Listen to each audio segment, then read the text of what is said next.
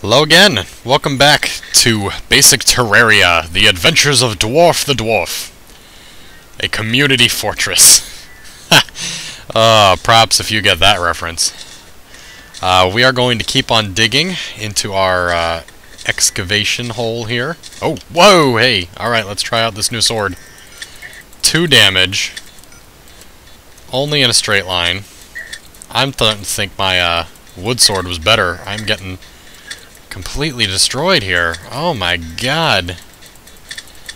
Well, at least you all know now to get yourself the bigger sword. This is crap. I am just getting owned by slimes in the basement here. You can see my silver coin left behind.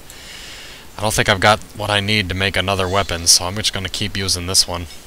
I guess I could pick up my wood sword, but I'm gonna stick with it. I'm nothing if not persistent. Yeah, let's go kill that dude.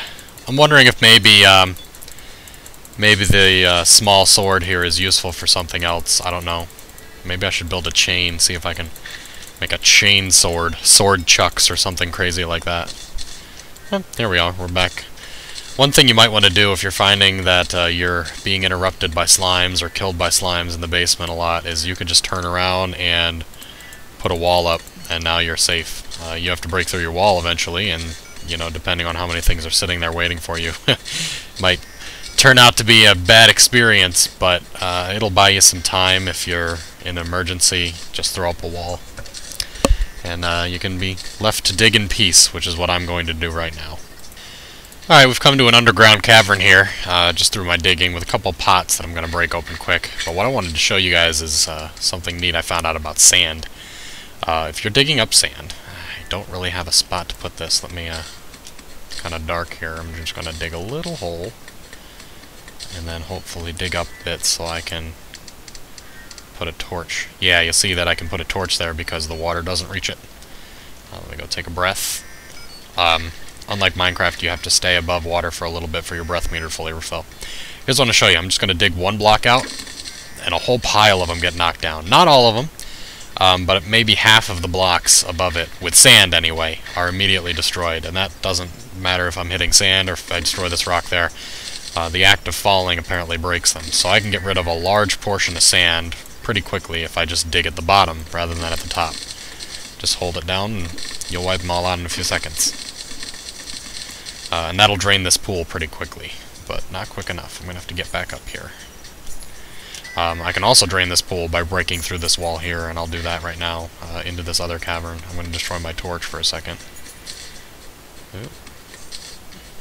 There we go, you can see the water disappearing even though you can't really see where I'm at. There.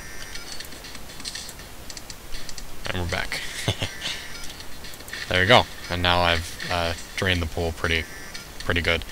Also, you notice I've got a little opening here. I can plop a torch right in there. That'd be a good way to create a pocket of air where you can keep a torch without flooding it. A lot of neat tricks that you can do with the fact that you can hit a few spaces out instead of right next to you.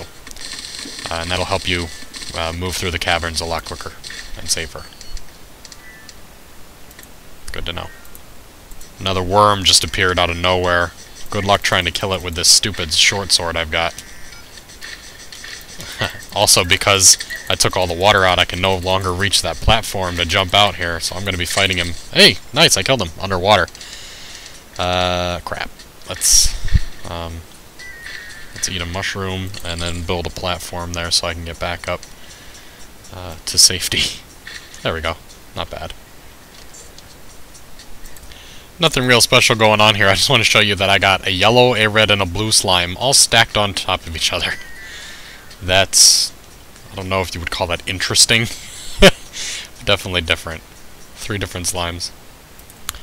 So it turns out I was wrong in the previous episode when I said that the music changes based on what time it is underground.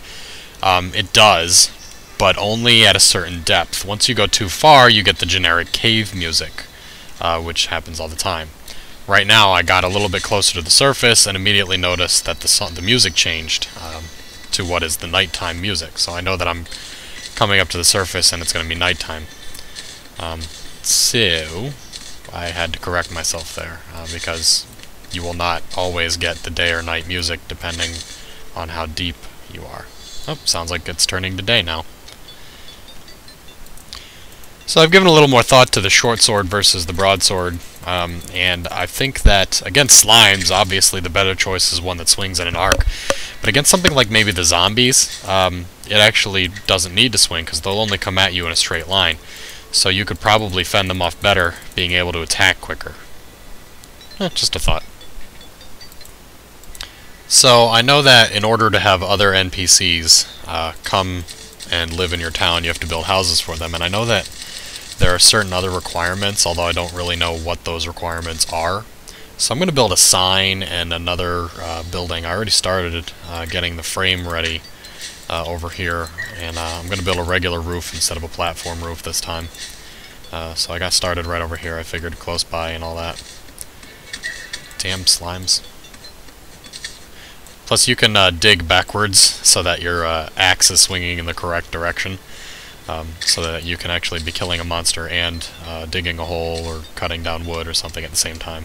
Good to know. Anyway, let me build this small little house here, and let me grab... By the way, I picked up a lesser healing potion. It says that they heal 100 life as opposed to the 20 that a mushroom gives you, which is pretty sweet. Found it in a pot in the caverns. I need this, actually. Let me go ahead and put the doors up. You need 3 space exactly for a door, which makes sense because that's how tall a person is. You can't walk anywhere that's 2 spaces or less. And let me put up the wall paneling. And I'll try putting a sign out front or something like that. I don't know exactly how signs work. So, that'll be brand new. You guys will see me for the first time figure out what the heck a sign does, if anything. Once you get this paneling done. You can just hold the mouse button for this, you don't have to keep clicking, which is real nice. Otherwise it would be like a huge pain in the butt that they didn't create much more space than this. But, okay, running out of paneling, but I think I'm gonna have just enough. Super! Alright, got 4 left. Alright, let's throw down the table. And let's put the sign, see if we can like attach it to the wall outside or something. Great! And you can change it.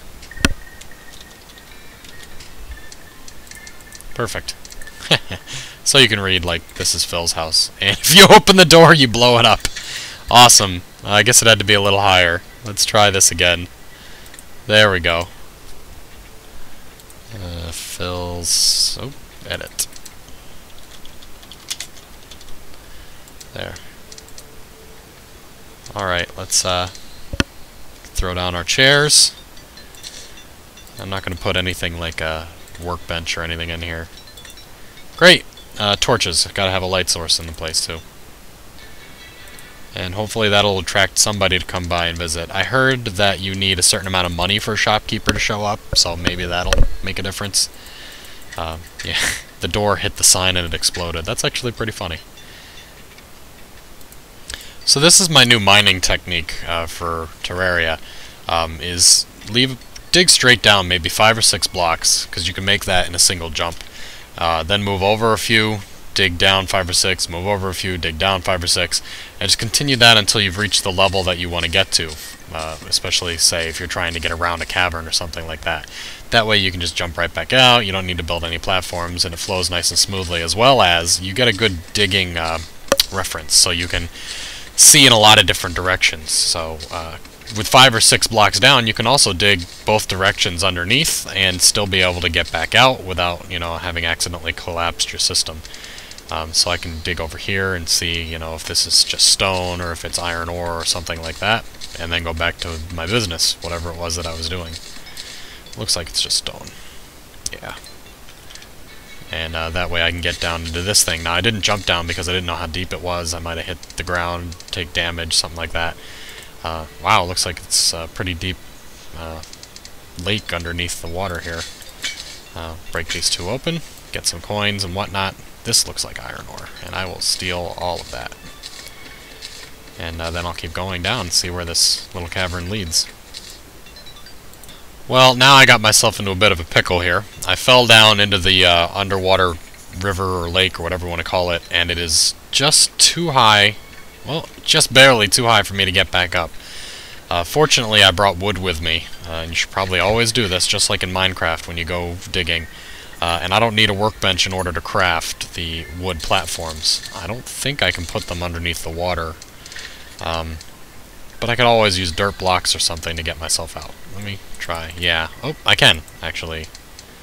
I was able to put a platform there, which will let me get up. So you don't need to worry about having platforms in your backpack per se, but you should always keep a little wood, which, you know, you should be used to by now if you play Minecraft. And then I can, from there, I should be able to get myself out, especially because this is a dirt wall and not a stone and dirt wall. So I can just put these platforms pretty much anywhere, and I've escaped. Alright guys, last thing I want to show you before I end this video is the light underneath the dirt technique. If you hold a torch out and then you switch off it and it gets real dark, you can just dig where you were pointing, switch back to the torch and put one underneath the dirt. It does produce less light than if it were out in the open in the same cavern that you are, but you can see now where you're going underneath the water here. And I'll show you what I'm talking about over here. And there you go. I can now see. And hopefully that'll prevent you from drowning, especially if you're under water or something horrible like that. Looks like there's a zombie above me. Alright guys, once again, I know I've said it a couple times, and this is all in the same day of recording, so to me it sounds like a broken record. If you guys want to see something specific in Terraria or Minecraft, just leave a message and let me know. Leave a comment and tell me what you like, what you don't like. If you like the format where I'm skipping in between boring sequences, I assume that you probably do, but let me know. Maybe I'm wrong. Maybe you guys want to see all the digging. Do you like more videos in a week, in a day? Do you like less? Anything you guys want, let me know. I'm open to suggestions. And I will see you guys next time on Basic Terraria or Advanced Minecraft. This is Dr. Zombie.